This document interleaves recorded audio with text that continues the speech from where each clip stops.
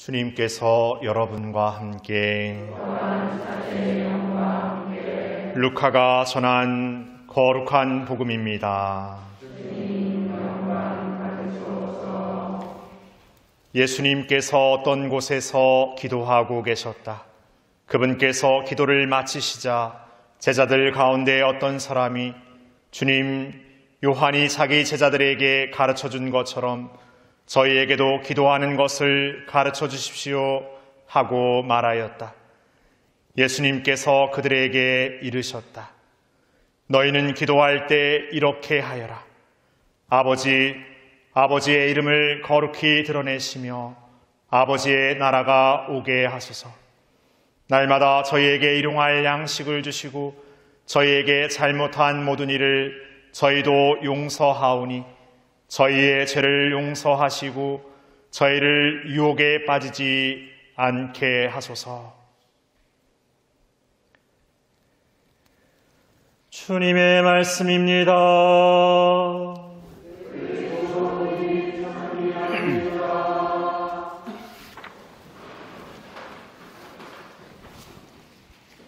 참 예수님, 오늘 하루 잘 보내셨습니까?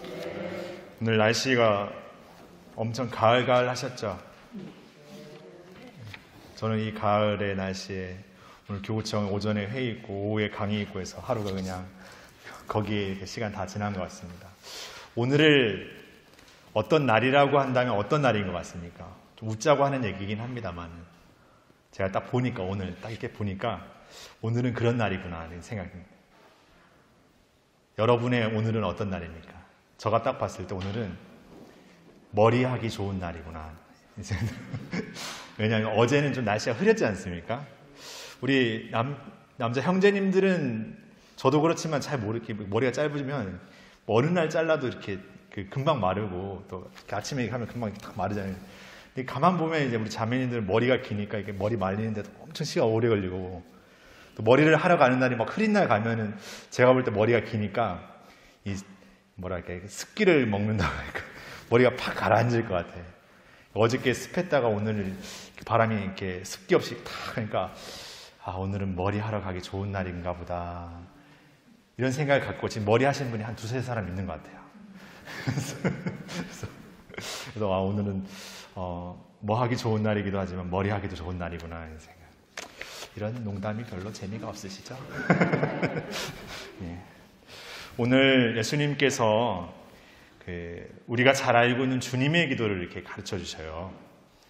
주님의 기도는 우리가 이렇게 아주 자주 바치고 아주 쉽게 바치고 있기 때문에 어떤 때는 너무나 이렇게 그냥 별 의미 없이 바쳐지는 기도이기도 해요.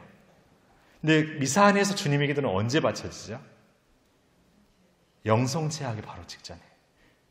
예절의 순서로 보면 영성체 예식이라고 써진 첫 번째 주님의 기도를 바쳐요. 그러니까 주님의 기도가 미사 안에 울려 퍼질 때는 이제 우리에게 예수님께서 당신의 몸과 피로 주시는 그 양식을 우리에게 이렇게 완전히 이렇게 내어주시는, 당신을 완전히 주시는 그 예식 안에서 우리가 주님의 기도를 바쳐요. 그러니까 주님의 기도는 전반부와 후반부로 나누면 전반부는 이렇게 하느님 아버지의 뜻이 이루어지고 하나님 아버지의 이름이 거룩히 빛나시고 하나님 아버지의 뜻이 하늘에서 같이 땅에서 이루어지시라는 아버지에 대한 어떤 우리의 청원을 드려요. 그 뒤 후반부에는 우리 매일에 필요한 일용할 양식을 제 유혹에 빠지지 않게 악에서 구하시고 이렇게 그런 우리의 기도를 드리는 거예요. 그럼 이렇게 전반부는 하나님에 대한 얘기, 후반부는 우리에 대한 얘기, 이렇게 분리되어 있는 것처럼 보이지만 이 통체적인 이 안에는 바로 우리의 삶이 하느님의 뜻 안에서 이어져 온다라는 거예요. 그러니까 영성체 예식은 바로 하느님과 우리가 이 미사라는 거룩한 전례 안에서 일치되는 거예요. 연결되어지는 하나의 또 거룩한 성사적인 전례라는 것이죠. 가시적으로 우리가 예수님 몸과 피를 이렇게 진짜 먹고 마시는 거잖아요. 완전히 하나 되는 거죠. 그분이 우리의 양식이 되는 거예요. 우리가 되는 거예요. 우리가 되고 우리는 누가 됩니까? 그분이 되는 거죠. 그분의 삶을 우리의 삶에서 드러내는 삶을 살아가는 거죠. 근데 그 삶을 매일의 미사에서 이렇게 하는 거예요. 지겨워야 될 일일까요? 너무 반복돼서 이제는 안 해도 돼야 될 일일까요? 그렇지 않죠.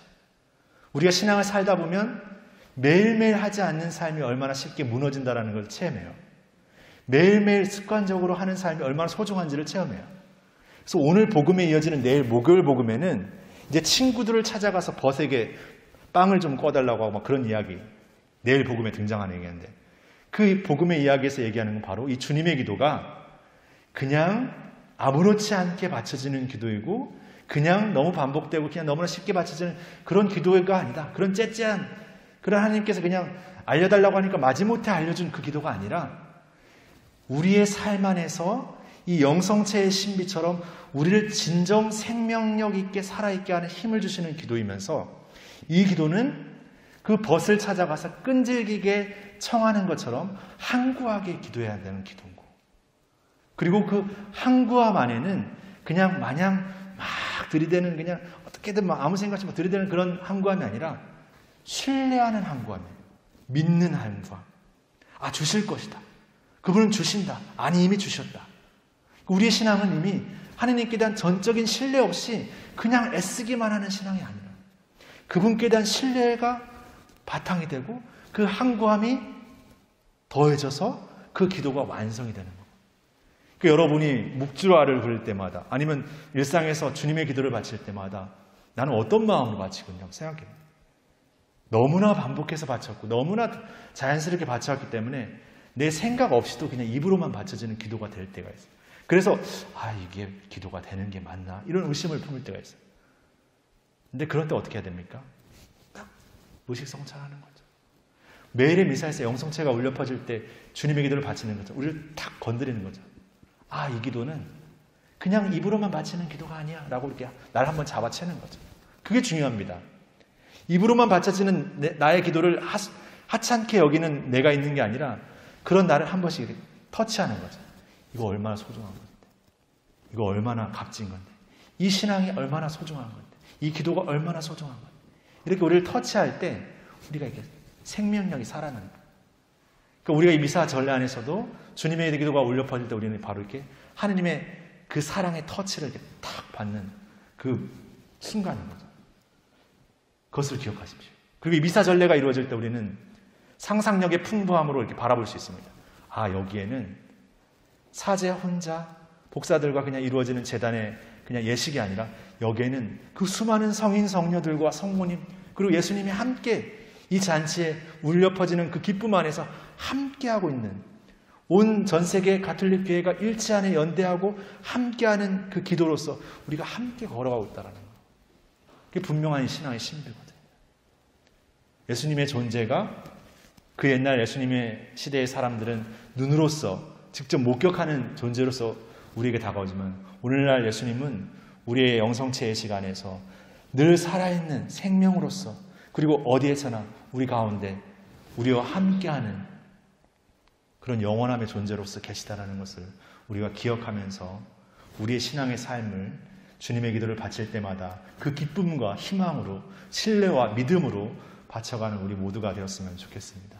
그러한 삶을 우리에게 주어진 이 10월 묵주기도 성월에 성모님의 전구 안에서 다시 한번 더 우리를 하느님께 나아가도록 하는 시작의 기도, 주님의 기도로 우리의 기도를 바쳤으면 좋겠습니다.